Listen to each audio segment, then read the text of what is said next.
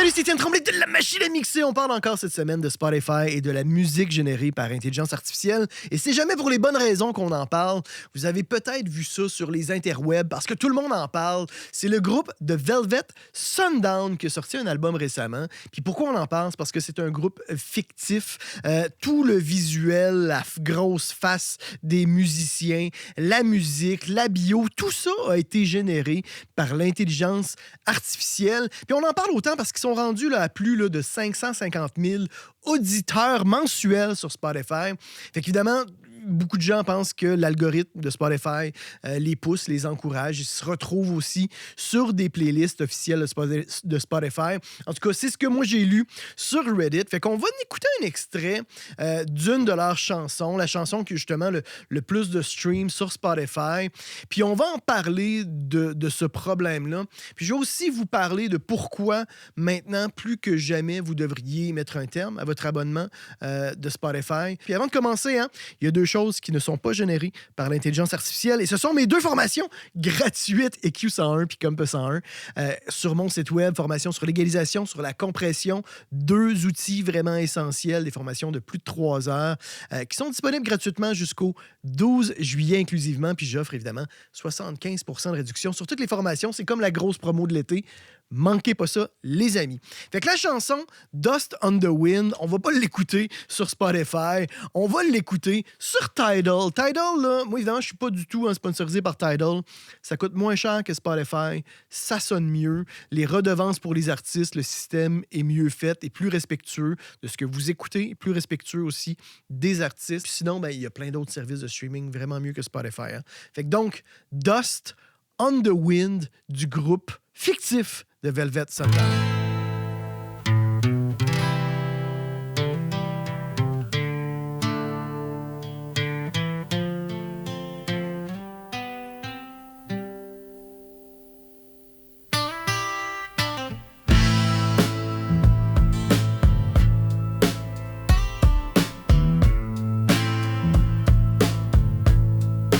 Dust on the wind, boots on the ground, smoke in the sky, no peace found. Rivers run red, the drums roll slow. Tell me, brother, where do we go? Raise your hand, don't look away. Sing out loud, make 'em pay. March for peace, not for pride. Let that flag turn with the tide.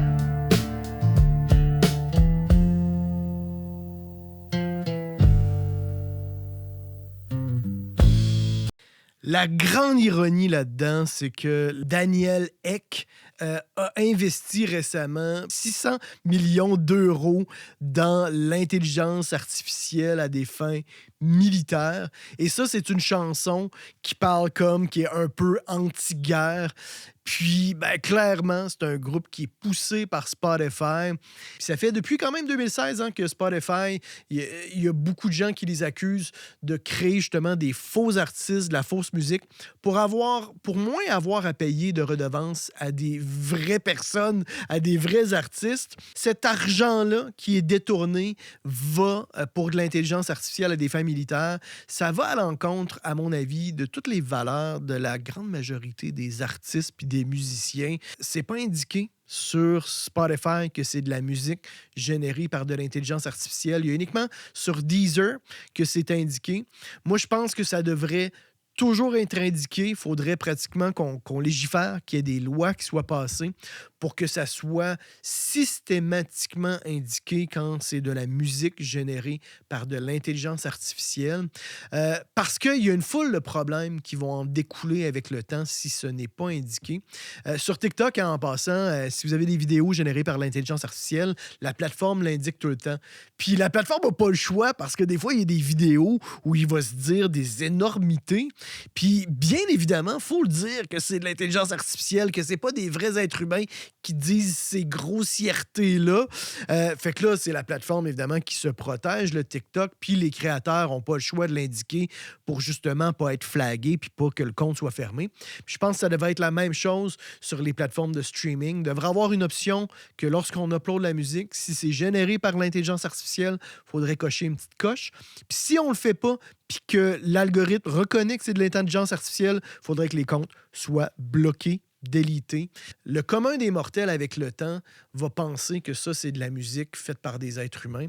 Puis va venir un temps où que la musique faite par des êtres humains, les gens vont penser que c'est de la musique faite par des machines. C'est un petit peu comme avec l'autotune. Puis là, je vais peut-être un petit peu loin dans mon analogie. Hein. Avec le temps, une voix normale, et c'est devenu une voix qui est auto-tunée. C'est tellement rendu une normalité de faire de la correction au niveau de la tonalité du pitch. Puis c'est tellement rendu une normalité d'avoir des voix qui sont très, très auto-tunées que pour beaucoup de gens, une voix normale, c'est une voix auto-tunée. Puis une voix qui n'est pas auto-tunée, ça va sonner un peu étrange, soit non professionnel, soit limite moins vrai. Là, j'exagère un petit peu, là, évidemment, là, mais vous comprenez ce que je veux dire. Ça va devenir la normalité, puis on va finir par ne plus faire la différence. Là, on s'en rend compte encore. Hein? Si vous écoutez cet album-là sur un bon système, ça sonne comme un mauvais MP3, un genre de 128 kbps, ou comme un rip d'un vieux vinyle qui a perdu pas mal de définition. Fait que la mauvaise qualité sonore, on l'entend clairement. Et ça, c'est encore un indicateur clair que c'est de la musique générée par intelligence artificielle. Par contre, si vous écoutez cette musique-là sur votre téléphone, là, vous n'allez pas vous en rendre compte. Ça va passer vraiment free. Il y a beaucoup de gens qui écoutent de la musique avec des mauvais systèmes de son qui fait que les gens ne sont pas en mesure vraiment de faire la différence en termes de qualité sonore. Puis plus ça va aller, plus la qualité, évidemment, va augmenter. Parce que moi, je trouve ça quand même assez surprenant. J'en ai écouté quelques-unes des chansons de cet album-là. Puis au niveau de la structure, il y a quand même des structures qui sont relativement complexes, qui sont relativement, je dirais pas originales, mais qui dépassent le simple couplet-refrain vraiment de base. Il y a quand même une certaine recherche, entre guillemets. Là, je vais mettre des guillemets partout. Imaginez des guillemets partout. Là. Il y a quand même une certaine recherche au niveau des arrangements. Puis après, ben moi, je me dis, est-ce qu'on est rendu si prévisible que ça aussi comme auditeur?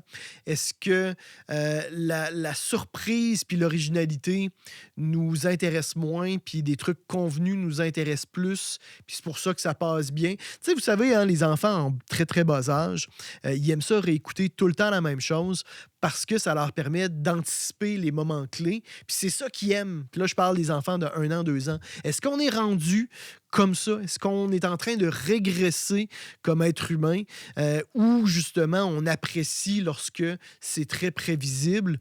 Puis peut-être qu'on est beaucoup plus prévisible qu'on pense l'être. On est peut-être plus con qu'on pense l'être aussi. Puis c'est pour ça que de la musique comme ça nous surprend par sa qualité. Hein? Fait que moi, je serais curieux de connaître votre opinion parce qu'évidemment, je pourrais moutrer pendant 30 minutes. Là. Je pense que ça va pas servir à grand-chose de se choquer parce que c'est évident que comme musicien, ce genre de choses-là, c'est un petit peu choquant. Puis moi, je trouve que c'est doublement choquant quand on réalise que c'est poussé par l'algorithme de Spotify et qu'après ça, Spotify utilise ses fonds pour investir dans l'intelligence artificielle à des fins militaires. Mais je serais curieux de connaître votre opinion. Est-ce que ça vous dérange ou est-ce que vous êtes rendu blasé? Parce qu'on en voit tellement des choses comme ça que je suis conscient qu'avec le temps, on devient un peu insensible, blasé pour ce genre de choses-là. Je serais curieux de savoir qu'est-ce que vous en pensez. Puis il y a peut-être des côtés positifs hein, à cette chose-là, à ça, que je ne vois pas, que je ne suis pas en mesure d'identifier actuellement. Mais il y a peut-être des aspects positifs. Alors surprenez-moi si vous voyez quelque chose de bon là-dedans. Puis dans tous les cas, ben moi je vais continuer à produire mes vidéos moi-même comme une vraie personne.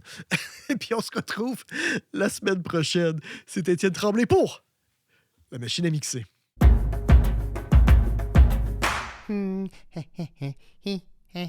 Abonne-toi. N'aie pas peur. Allez, clique.